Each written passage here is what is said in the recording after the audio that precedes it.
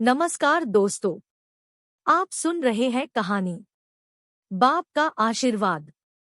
जब मृत्यु का समय निकट आया तो एक पिता ने अपने एकमात्र पुत्र धर्मपाल को बुलाकर कहा कि बेटा, मेरे पास धन संपत्ति नहीं है जिसे मैं तुम्हें विरासत में दूं, पर मैंने जीवन भर सच्चाई और प्रामाणिकता से काम किया है।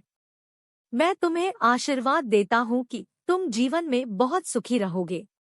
अगर तुम धूल को भी हाथ लगाओगे तो वह भी सोना बन जाएगी।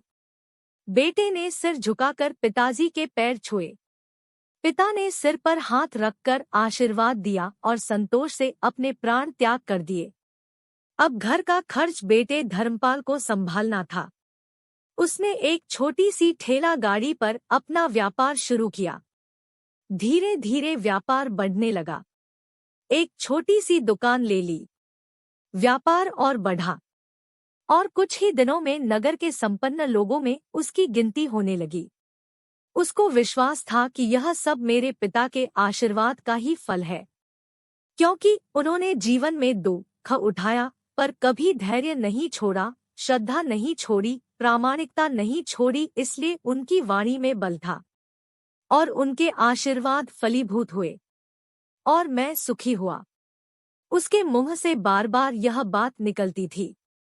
एक दिन एक मित्र ने पूछा, तुम्हारे पिता में इतना बल था तो वह स्वयं संपन्न क्यों नहीं हुए, सुखी क्यों नहीं हुए? धर्मपाल ने कहा, मैं पिता की ताकत की बात नहीं कर रहा हूँ, मैं उनके आशीर्वाद की ताकत की बात कर रहा हूँ। इस प्रकार वह बार बार अपने पिता के आशीर्वाद की बात करता तो लोगों ने उसका नाम ही रख दिया, बाप का आशीर्वाद। धर्मपाल को इससे बुरा नहीं लगता। वह कहता कि मैं अपने पिता के आशीर्वाद के काबिल निकलूं, यही चाहता हूँ। ऐसा करते हुए कई साल बीत गए। अब वह विदेशों में भी व्यापार करने लगा। जहां भी व्यापार करता उससे बहुत लाभ होता।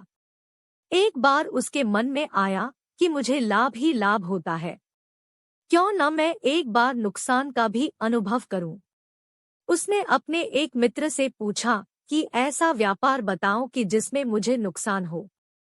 मित्र को लगा कि इसको अपनी सफलता का और पैसों का घमंड आ गया है। इसका घमंड दूर करने के लिए इसको ऐसा धंधा बताओ कि इसको नुकसान ही नुकसान हो।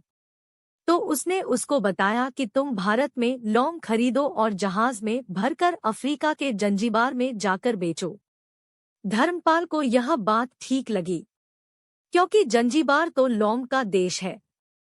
हमारे यहाँ के व्यापारी वहाँ से लौंग भारत में लाते हैं और यहाँ 10 से 12 गुना भाव पर बेचते हैं। इसलिए अगर भारत में लौंग खरीद करके जंजीबार में बेचे तो साफ नुकसान सामने दिख रहा है। परंतु धर्मपाल ने तय किया कि मैं भारत में लौंग खरीदकर जंजीबार खुद लेकर जाऊंगा। देखो कि पिता का आशीर्वाद कितना साथ देता है। नुकसान का अनुभव लेने के लिए उसने भारत में लौंग खरीदे और जहाज में भरकर खुद उनके साथ जंजीबार द्वीप पहुंचा। जंजीबार में एक सुल्तान का राज्य था।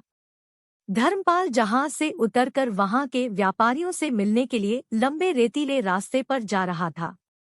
उसे सामने से सुल्तान जैसा व्यक्ति पैदल सिपाहियों के साथ आता हुआ दिखाई दिया। उसने किसी से पूछा कि यह कौन है? उन्होंने कहा, यह सुल्तान है। सुल्तान ने उसको सामने देखकर उसका परिचय पूछा। उसने कहा, मैं भारत के गुजरात के खंभात का व्यापारी हूँ और यहाँ पर व्यापार करने आया हूँ। सुल्तान ने उसको व्यापारी समझकर उसका आदर किया और उससे बात करने लगा। धर्मपाल ने देखा कि सुल्तान के साथ सैकड़ों सिपाही हैं, परंतु उनके हाथ में तलवार, बंदूक आदि कुछ भी न होकर बड़ी बड़ी छलनियां हैं। उसको आश्चर्य हुआ।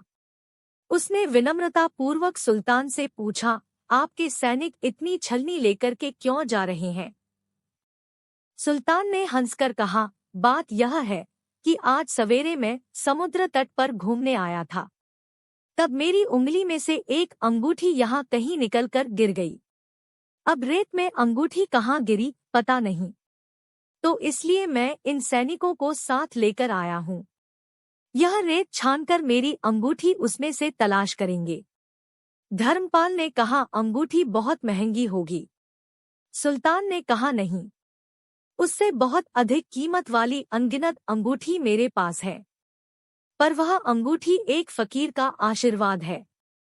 मैं मानता हूँ कि मेरी सल्तनत इतनी मजबूत और सुखी उस फकीर के आशीर्वाद से है, इसलिए मेरे मन में उस अंगूठी का मूल्य सल्तनत से भी ज्यादा है। इतना कह करके सुल्तान ने फिर पूछा, बोलो सेठ, आप क्या माल लेकर आए हो? धर्मपाल ने कहा कि लौंग। सुल्तान के आश्चर्य का ठिकाना नहीं रहा। यह तो लौंग का ही देश है सेठ, यहाँ लौंग बेचने आए हो? किसने आपको ऐसी सलाह दी?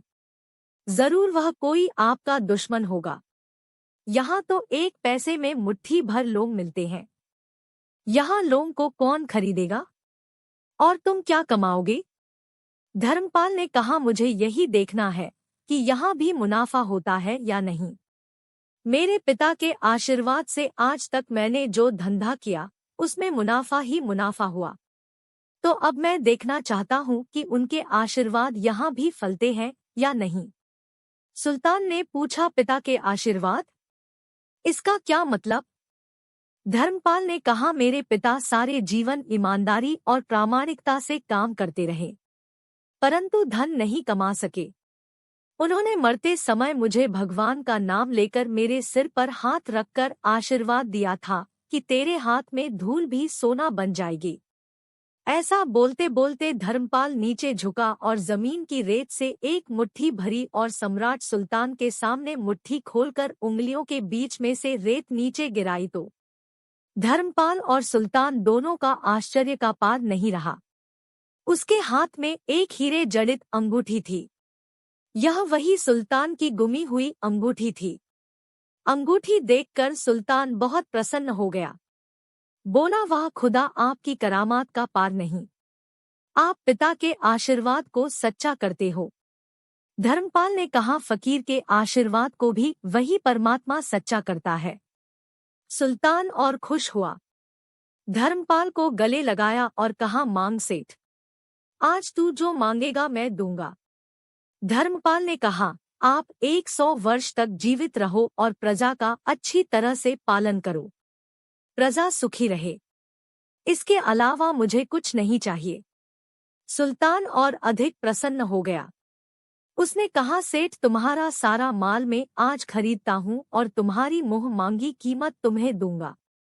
सुल्तान ने धर्मपाल का सारा माल खरीद लिया और उसे ढेर सारा पैसा और इनाम देकर सम्मान सहित विदा किया। इस कहानी से हमें शिक्षा मिलती है कि पिता और माता की सेवा का फल निश्चित रूप से मिलता है। आशीर्वाद जैसी और कोई संपत्ति नहीं हो सकती। माता पिता के आशीर्वाद हो तो दुनिया की कोई ताकत कहीं भी तुम्हें पराजित नहीं होने देगी।